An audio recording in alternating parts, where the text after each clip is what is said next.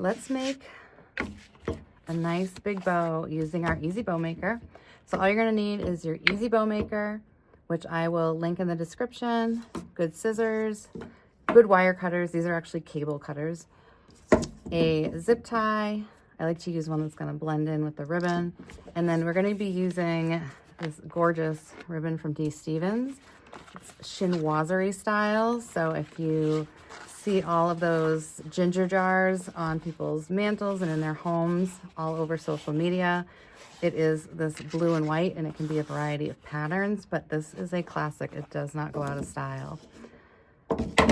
So let's set up our EZ Bowmaker. And this is just so pretty because it's got the satin on the back. And we're gonna start by feeding our first tail through the dowels. Okay, these are the dowels. And then I'm going to twist the ribbon. So it's real easy to tell on this one what's the front and what's the back. Some ribbon, it's, you know, almost impossible to tell. So I am going to measure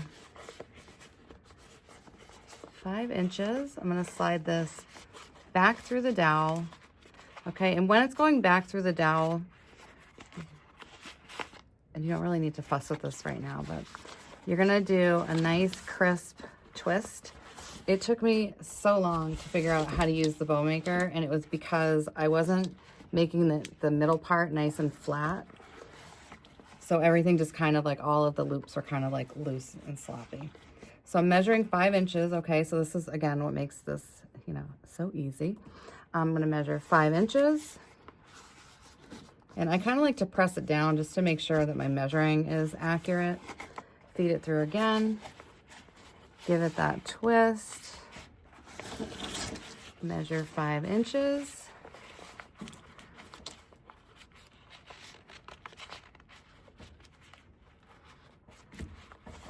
Feed it back through our dowel. Give it that crisp twist. So the roll ribbon can get to be a bit of a nuisance.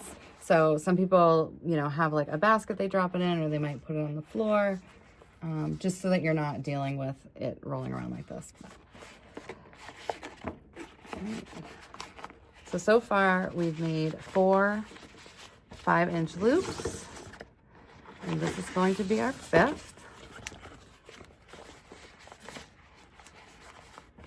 So like really, once you've measured the first time, you're just gonna overlay it.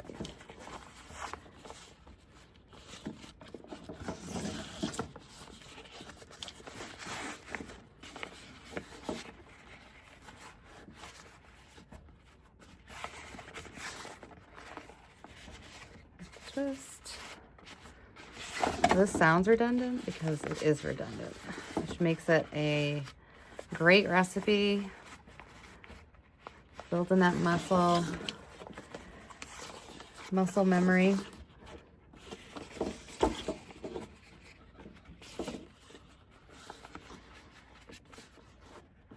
All right, so right now we have 8 of our 6-inch loops. Okay, so I'm going to measure the tail so that it matches the other one.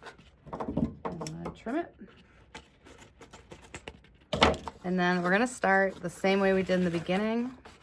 I'm going to make a smaller tail, and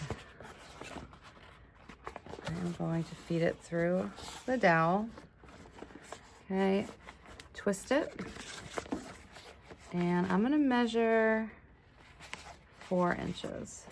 So just kind of move it out of the way. 4 inches right there. Twist, measure 4 inches.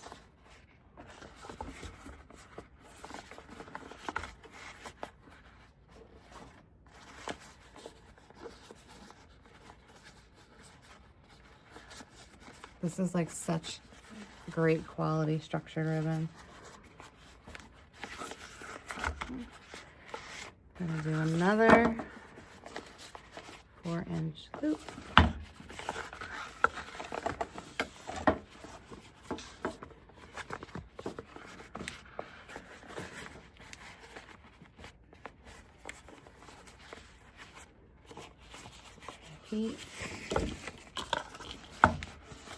I definitely think there's something with when you're learning to make bows, it is so frustrating because you see how easily other people can do them.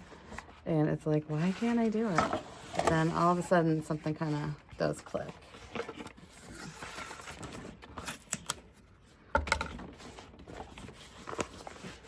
When it does, it's a beautiful thing.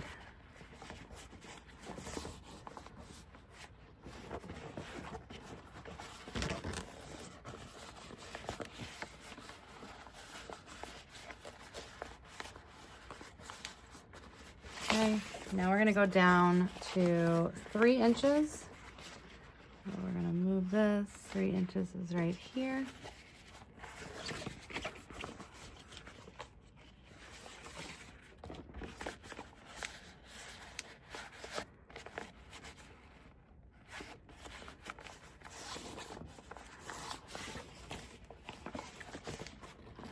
And measure 3 inches right here. Okay, and pull our tails down. Now this is always the moment of truth, well, when we take it off. So before I take it off the EZ Bowmaker, I'm just gonna start spreading these tails apart. They're just kind of a little bit more malleable before we secure them with a zip tie. You don't have to do it this way. I just prefer it.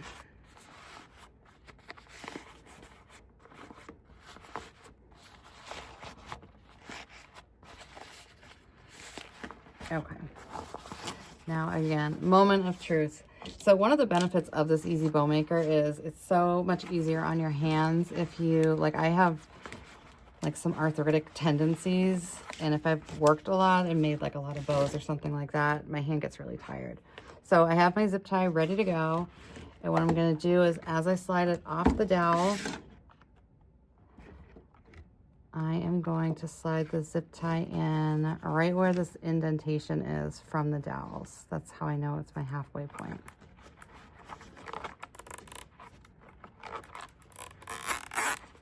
And let's tighten the zip tie in the back, nice and tight. Okay, and now we get to go through and fluff up our loops. Let me just trim this.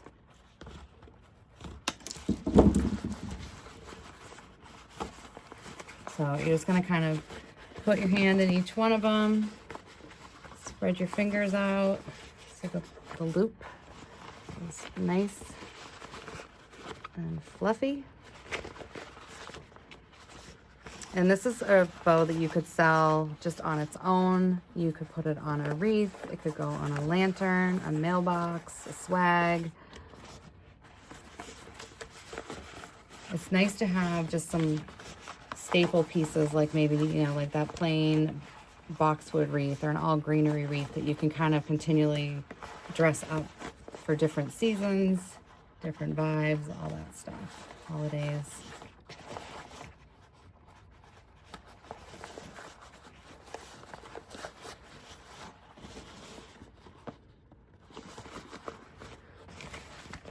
Okay, she is looking good. Now, there are 2 things we can do with tails. Okay, the first one would be to dovetail.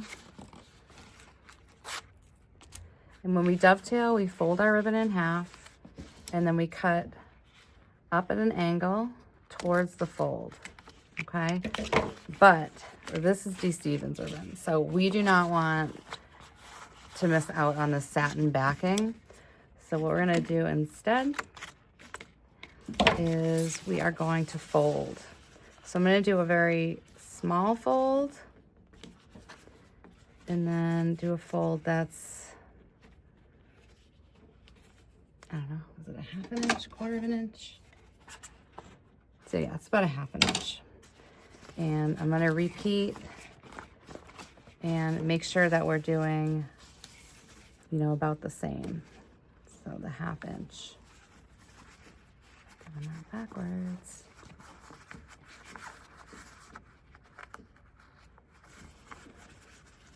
And get a little fold just so we don't have any ragged ends. And then fold it up to about a 1/2 inch. And obviously that's at your discretion. You could make it a lot more, a lot less.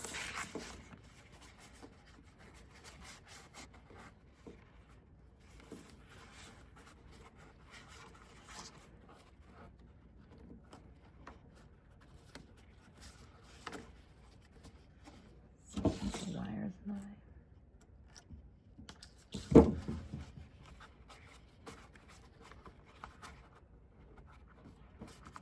Okay, and our last tail. And I'm going to show you how we or a customer can secure this. So one way is to have chenille stems, and I would have just laid them right on top of the zip tie.